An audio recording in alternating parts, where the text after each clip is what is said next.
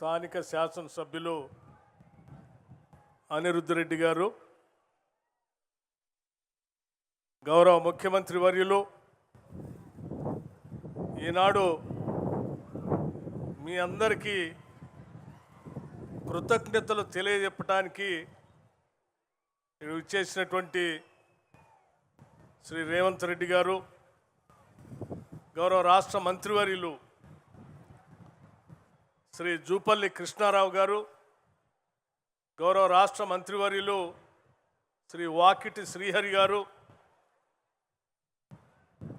గౌరవ పార్లమెంటు సభ్యులు డాక్టర్ మల్లు రవి గారు, ప్రభుత్వ సలహాదారులు జితేందర్ రెడ్డి గారు, మరో ప్రభుత్వ సలహాదారులు వేం నరేందర్ రెడ్డి గారు, గౌరవ శాసనసభ్యులు మధుసూదన్ రెడ్డి గారు, గౌరవ శాసనసభ్యులు శంకర్ గారు, గౌరవ శాసనసభ్యులు వంశీకృష్ణ గారు, గౌరవ శాసనసభ్యులు రాజేష్ రెడ్డి గారు, గౌరవ శాసనసభ్యులు నవీన్ యాదవ్ గారు,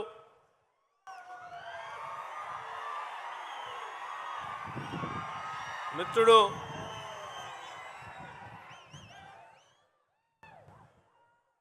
మాజీ శాసనసభ్యులు సోదరుడు సంపత్ కుమార్ గారు, గౌరవ శాసనసభ్యులు కసిరెడ్డి నారాయణ రెడ్డి గారు, గౌరవ శాసనసభ్యులు రామ్మోహన్ రెడ్డి గారు, గౌరవ శాసనసభ్యులు మెగారెడ్డి గారు, స్పోర్ట్స్ అథారిటీ చైర్మన్ శివసేనారెడ్డి గారు, వేదిక మీద ఉన్నటువంటి ఇతర ప్రజాప్రతినిధులు, రాష్ట్ర ప్రభుత్వ కార్పొరేషన్ చైర్మన్లు, అధికారులు, అనేక ప్రాంతాల నుంచి మా ప్రియతమ నాయకుడు ముఖ్యమంత్రి మా అందరినీ ఇక్కడ కలవటానికి వస్తున్నటువంటి సందర్భంలో మేమందరం అత్యంత ఆదరాభిమానాలతో ప్రేమతో స్వాగతం పలకాలని ఇక్కడ విచ్చేసిన అశేష ప్రజానీకానికి మీ అందరికి కూడా ముందుగా నా హృదయపూర్వకమైనటువంటి నమస్కారాలు. సరిగ్గా 20 సంవత్సరాల క్రితం జూలై 4 ఈ మిడ్జిల్ మండలం నుంచి ఒక జెడ్పీటీసీ సభ్యుడు స్వతంత్ర అభ్యర్థిగా పోటీ చేస్తే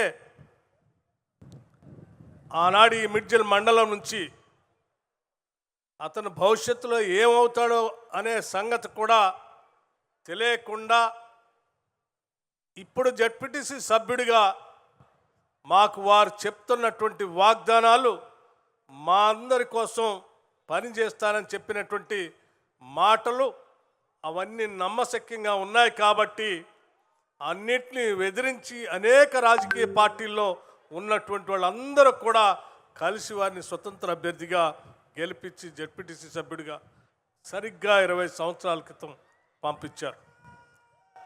సరే, రాష్ట్ర వ్యాప్తంగా చాలామంది జెడ్పీటీసీ సభ్యులు 20 సంవత్సరాల క్రితం అదే తారీఖు నాడు చాలామంది రాష్ట్రంలో గెలిచారు. కానీ ఇక్కడ గెలిచిన సభ్యుడు మాత్రం ఆనాడు ఇక్కడ నుంచి ప్రయాణం మొదలుపెట్టి ఈరోజు తెలంగాణ రాష్ట్రానికి రెండో ముఖ్యమంత్రిగా ప్రమాణ స్వీకారం చేసి తిరిగి ఇక్కడికి వచ్చి మీ అందరికీ కృతజ్ఞతలు చెప్పేటువంటి కార్యక్రమాన్ని తీసుకున్నారు. సరే, వారు ఈ 20 సంవత్సరాల సుదీర్ఘ రాజకీయ జీవితంలో కేవలం జెడ్పీటీసీ సభ్యుడే కాదు, శాసన మండలి సభ్యుడిగా చేశారు, శాసనసభ్యులుగా చేశారు, పార్లమెంటు సభ్యులుగా చేశారు, రాష్ట్ర కాంగ్రెస్ కమిటీ అధ్యక్షుడిగా చేశారు, ఈరోజు సిఎల్పి నాయకుడిగా ఈ రాష్ట్ర ముఖ్యమంత్రిగా ఈరోజు మీ అందరి మధ్యకు వచ్చారు. ఒక రాష్ట్ర ముఖ్యమంత్రి ఈడకు వచ్చినప్పుడు సరే సహజంగా చేతులు ఒప్పుకుంటూ అందరికీ చేయుపుకుంటూ వెళ్ళేటువంటి పరిస్థితులు మనం చూస్తూ ఉంటాం. వర్షం వస్తూ ఉంది, నేను త్వరగానే ముగిస్తాను, కానీ 2 విషయాలు మాత్రం స్పష్టంగా మీ అందరితో చెప్పాలనే మాట్లాడతాం. చేతులుపుకుంటూ వెళ్ళేటువంటి పరిస్థితి చూస్తాం. కానీ ఈరోజు రేవంత్ రెడ్డి గారు ఆలస్యం అయినా పర్వాలేదు, నేను వాళ్ళందరితో కలిసి భోంచేయాలి, ఆనాడు ఈనాటి నా ముఖ్యమంత్రి పదవికి పునాదులు వేసినటువంటి వాళ్ళందరితో నేను కూర్చొని భోంచేయాలి అని వారితో పాటు మా అందరిని కూడా రమ్మని ఆహ్వానిస్తే ఇది మంచి సాంప్రదాయం కదా. 20 సంవత్సరాల క్రితం ఓటేసినటువంటి వాళ్ళని మర్చిపోకుండా కృతజ్ఞత చెప్పి నాయకుడిగా వాళ్ళకి ఒక కృతజ్ఞత చెప్పేటువంటి కార్యక్రమం చేస్తున్నప్పుడు ఇటువంటి నాయకత్వం కదా కావాల్సింది నాయకులకి అని చెప్పి తప్పనిసరిగా వస్తామని మేమందరం బయలుదేరి వచ్చాం. సరే, వస్తే పత్రికల్లో మనం అందరం చదువుతున్నాం కొన్ని రోజుల నుంచి, ఏదో ఎల్నినో ఉంది, వర్షాలు రావు, చాలా ఇబ్బంది పడతాం, ఎండకి ఎండిపోతామని మన సాంకేతిక శాస్త్రవేత్తలు అందరూ ప్రపంచవ్యాప్తంగా చెప్తా ఉన్నారు.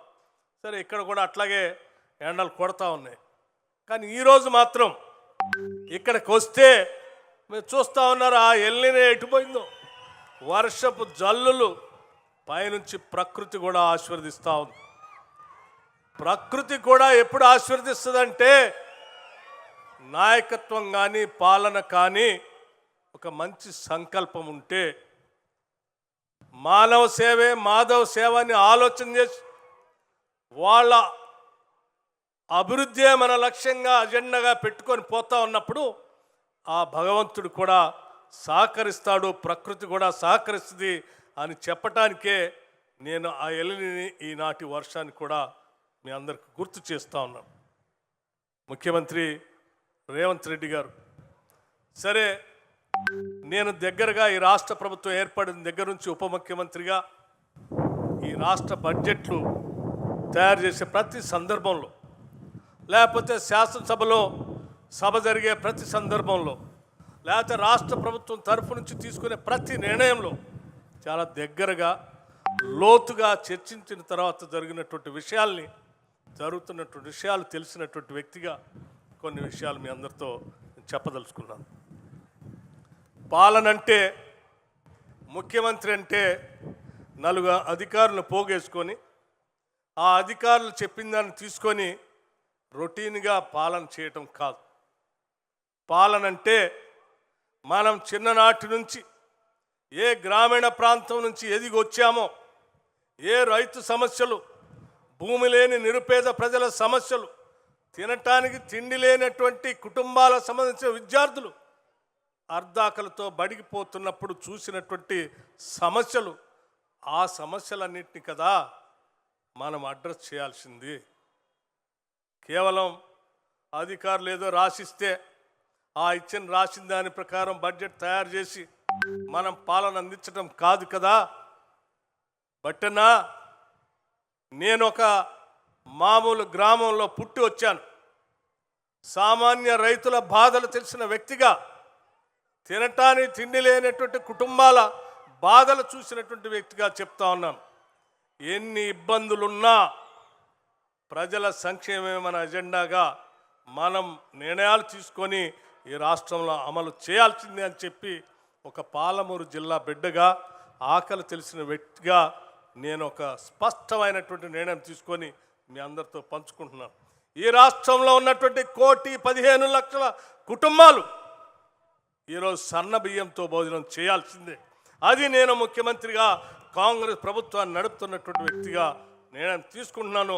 1,15,00,000 కుటుంబాలు, ఇది పేద ప్రజల గురించి, మధ్యతరగతి కుటుంబాల గురించి ఆలోచన చేయగలిగినటువంటి ముఖ్యమంత్రి ఉన్నప్పుడు మాత్రమే ఇది సాధ్యమైనటువంటి కార్యక్రమం.